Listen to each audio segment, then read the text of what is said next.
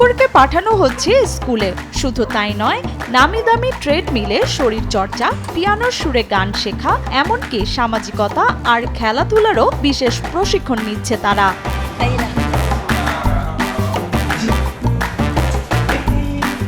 হ্যাঁ, অবিশ্বাস্য হলেও সত্যি, চীনের সাংহাইয়ে চালু হয়েছে এমন এক ডগ প্রি স্কুল যেখানে কুকুরদের বড় করা হচ্ছে একেবারে শিশুদের মতো করে।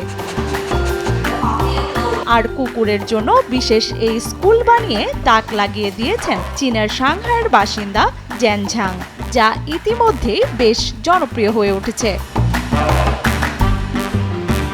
সাংহাইয়ের পথ 3 নামের এই ডগ প্রি স্কুলে ঘন্টা বাজার সঙ্গে সঙ্গে শুরু হয় ক্লাস। সারাদিনের জন্য প্রিয় পোষ্যকে রেখে যান মালিকরা। এরপর প্রশিক্ষকদের তত্ত্বাবধানে চলে খেলাধুলা, সামাজিকতা শেখা, ট্রেডমিলে শরীরচর্চা, স্বাস্থ্যকর খাবার আর পিয়ানোর সুরে বিশেষ সঙ্গীত সেশন।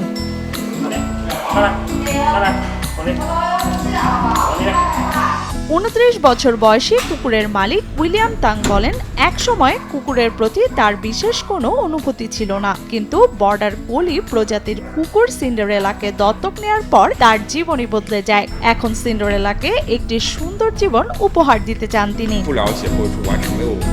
সিন্ডারেলা শুধু আমার পোষা কুকুর নয়, সে আমার পরিবারের একজন সদস্য। আমি চাই সেও অন্যদের মতো সুন্দর স্বাভাবিক জীবন কাটাক। এদিকে স্কুলটির পিয়ানো শিক্ষক চিয়ান ইও প্রতিদিন নিজের 1 বছরের কুকুর হ্যারিকে এখানে পাঠান। ডে কেয়ার, খাবার, পরিচর্যা, সাঁতার আর ডগ পার্ক মিলিয়ে মাসে খরচ হয় প্রায় 4000 ইউয়ান, অর্থাৎ বাংলাদেশি মুদ্রায় 65,000 টাকারও বেশি। আমার কাছে এই খরচ অযৌক্তিক নয়, কারণ সন্তান কিংবা পোষা প্রাণী দুজনের প্রতি দায়িত্ববোধ সমান। এই ব্যতিক্রমী উদ্যোগের পেছনের গল্পটিও বেশ আবেগঘন। প্রতিষ্ঠাতা জেনঝাং জানান, নিজের গোল্ডেন রিট্রিভার কুকুরের উদ্বেগজনিত সমস্যা দূর করার উপায় খুঁজতেই এই স্কুলের ধারণা পান তিনি। একটি গোল্ডেন রিট্রিভার কুকুরের উদ্বেগজনিত সমস্যার সমাধান খুঁজতে গিয়ে আমি এই উদ্যোগের ধারণা পাই। গবেষণা করে যুক্তরাষ্ট্রের ডগ ডে কেয়ার মডেল থেকে অনুপ্রাণিত হই এবং বুঝতে পারি অনেক কুকুরের প্রধান সমস্যা হলো সামাজিক মেলামেশার অভাব।